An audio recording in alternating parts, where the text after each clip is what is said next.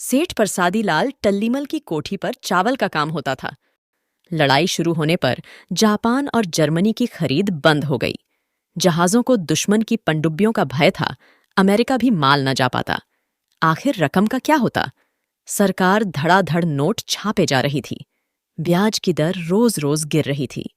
रुपए की कीमत गिर रही थी और चीजों की बढ़ रही थी। सेठ परसादी लाल ने चावल का भाव चढ़ता देख 4 कोठे खरीद लिए थे। हाथ पर हाथ धरे बैठे रहने से कुछ करना ही भला था। 8 रुपए मन खरीदे चावल का भाव 11 रुपए जा रहा था। सेठ जी को भगवान की कृपा पर भरोसा था। जो पत्थर में बंद कीड़े का भी पेट भरता है, वह भला सेठ जी की सुध न लेता। नित्य 2 घंटे पूजा कर घर से निकलते थे। और काम रह जाए लेकिन पूजा पाठ नहीं हो, यह हो नहीं सकता। 35,000 मन चावल में 1,66,000 का मुनाफा था। भाव अभी चढ़ रहा था। गोदाम से चावल निकालना सेठ जी को मूर्खता जान पड़ती थी। वे और खरीद रहे थे। अनाज का भाव चढ़ा तो देश भर के भूखे नंगे कलकत्ते की ओर दौड़ पड़े। ऐसा दुर्भिक्ष कभी किसी ने सुना न था। देखने की तो कौन कहे। मनुष्य का रूप धरे जीव अस्थिपंजर अवशिष्ट कुत्तों के साथ जूठे पत्तों और सकोरों पर यों टूटते कि भगवान का नाम। सब और नरकंकाल देहों का कातर आंखें उठा हाथ पसार मुट्ठी भर अन्न के लिए चिल्लाना सुनाई देता। मांगो बाबू रे, मुट्ठी भात। सेठ जी अपनी कोठी से आते आते इस सब त्राही त्राही और आतंक के वातावरण में राम राम हरे राम का जाप करते जाते।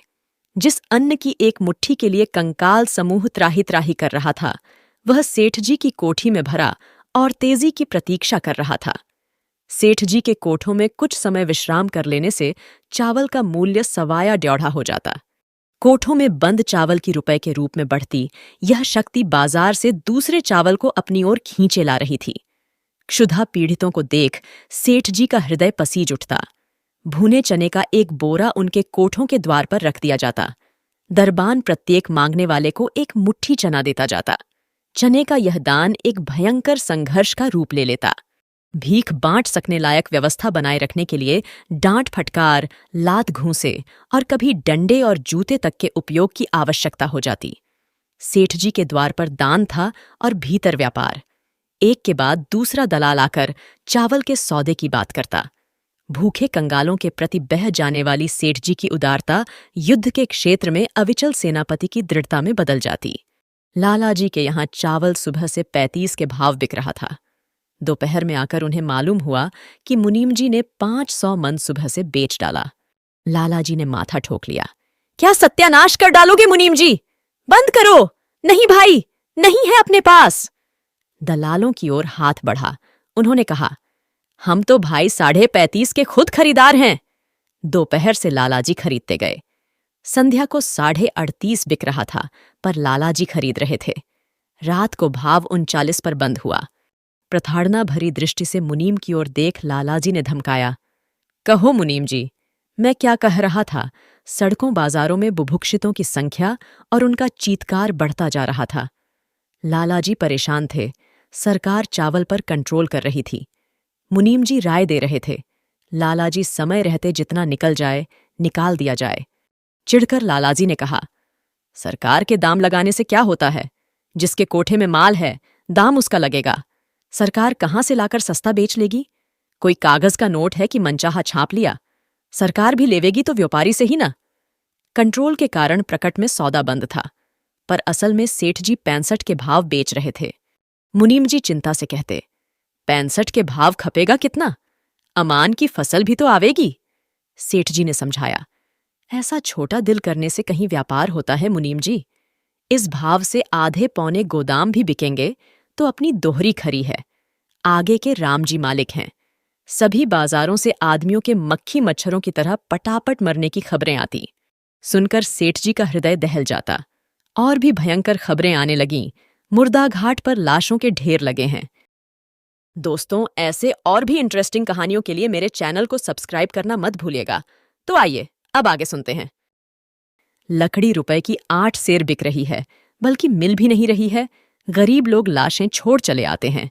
बेचारे अन्न के दाने को तरस कर मर गए। अब उनकी लाश की यह दुर्दशा, बेचारों की गति कैसे होगी?